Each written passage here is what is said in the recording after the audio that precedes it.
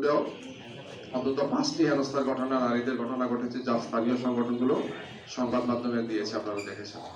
দৈনিক আজাদী পোর্টালে প্রকাশিত একটি ভিডিওতে দেখা যায় চট্টগ্রাম 14 আসনের প্রার্থী জসিমউদ্দিন প্রকাশ্যে ভিডিও করে 5 লাখ টাকা দিয়ে একটি প্রতিষ্ঠানে প্রচারণা চালিয়েছে, যেটা আচরণ বিধির সুস্পষ্ট লঙ্ঘন বিএনপি।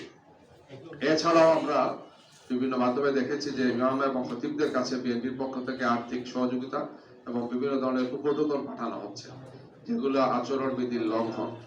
এইভাবে গত কয়েকদিনে অনেক জায়গাতেই নারীদেরকে হেনস্থা করা, নাজেহাল করা, নারী কর্মীরা যাতে ভোটে বেরোতে না পারে তাদের হুমকি দেওয়ার ঘটনা একটার পর একটা ঘটে যাচ্ছে।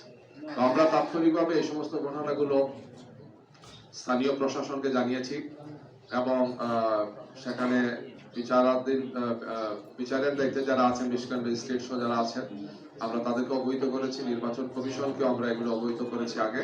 আগামীকালকেও আমরা নির্বাচন কমিশনে আমাদের একটা ডেলিগেশন যাবেন বেলা 3টার সময়, যে ডেলিগেশনে আমাদের কেন্দ্রীয় নারী সংগঠনের নেতৃবৃন্দ থাকবে। আমরা সেখানে এই সমস্ত বিষয়ে আরো বিস্তারিতভাবে নির্বাচন কমিশনকে অবহিত করব। আর আমরা আশা করছি যে একটার পর একটা এই ধরনের ঘটনায় নির্বাচন কমিশনের পক্ষ থেকে, আইন শৃঙ্খলা বাহিনীর পক্ষ থেকে, সরকারের পক্ষ থেকে দায়িত্বশীল ভূমিকা তারা পালন করবে। আমরা একটি সুন্দর শান্তিপূর্ণ নির্বাচন আশা করছি, যেখানে জনগণ তাদের ভোটাধিকার প্রয়োগের জন্য একটি অনুকূল পরিবেশ পাবে।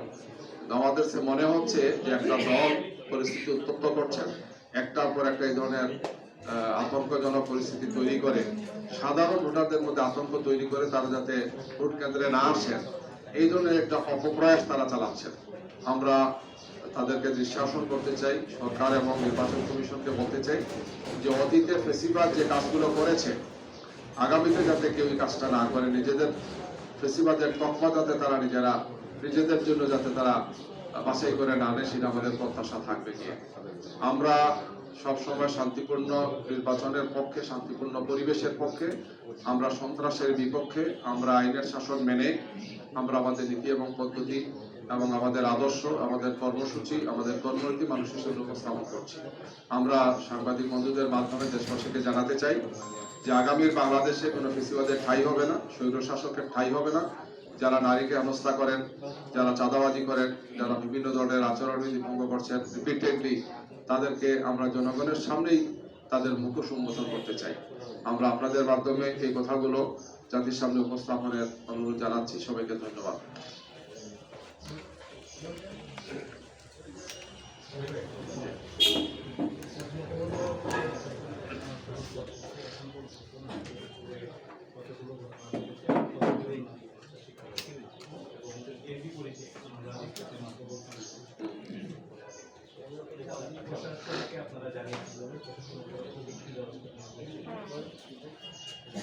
আমরা আজকে যাদের নাম বললাম বা যে ঘটনাগুলো বললাম, ঘটনার সময়, স্থান, সংখ্যা বলেছি, আমরা সব তথ্যগুলো সংগ্রহ করছি।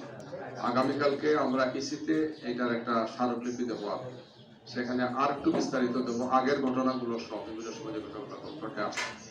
আর আমরা তাৎক্ষণিকভাবে এই ঘটনাগুলো সংশ্লিষ্ট আসনের নির্বাচনী দায়িত্বে যারা আছেন, রিটার্নিং অফিসার বা সহকারী রিটার্নিং অফিসার যারা আছেন, এবং এর পাশাপাশি আইন শৃঙ্খলার জন্য যারা দায়িত্বে আছেন তাদেরকে জানিয়েছি। ইলেকটোরাল কমিটি আছেন, আমরা তাদেরকে জানিয়েছি। এবং এই সবগুলো তথ্য উপাত্ত আমরা স্থানীয়ভাবে সাংবাদিকদেরকে অবহিত করেছি। আর তার পুরো একটা রেকর্ড আমরা নির্বাচন কমিশনে আমরা জমা দিয়েছি। কালকে আমরা বাকিটা জমা দেব।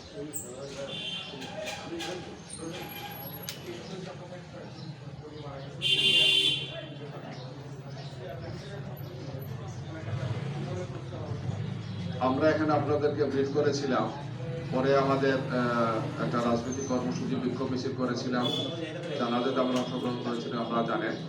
আমরা বলেছিলাম যে এর সাথে যারা সংশ্লিষ্ট তাদের ব্যাপারে বিধি অনুযায়ী ব্যবস্থা নেওয়া হোক।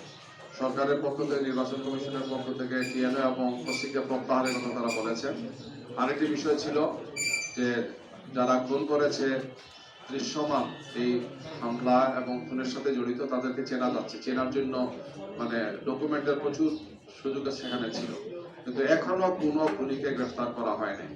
তো আমরা জোর দাবি জানাচ্ছি যে এই সমস্ত চিহ্নিত খুনিদেরকে যদি গ্রেফতার করা না হয়, যে অস্ত্র দিয়ে তারা এই কাজটা করেছে সেগুলো যদি উদ্ধার না হয় তাহলে জনমনে আতঙ্ক থাকবে, নির্বাচনের সুষ্ঠু সুন্দর পরিবেশ মারাত্মকভাবে বিঘ্নিত হবে এবং অবিলম্বে সেই খুনিদেরকে গ্রেফতার করে প্রশাসনকে, সরকারকে, নির্বাচন কমিশনকে প্রমাণ করতে হবে যে একটি সুন্দর, সুষ্ঠু, শান্তিপূর্ণ নির্বাচনের জন্য তারা যে প্রতিশ্রুতিবদ্ধ।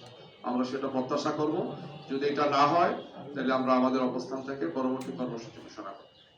ধন্যবাদ আপনাদের সবাইকে।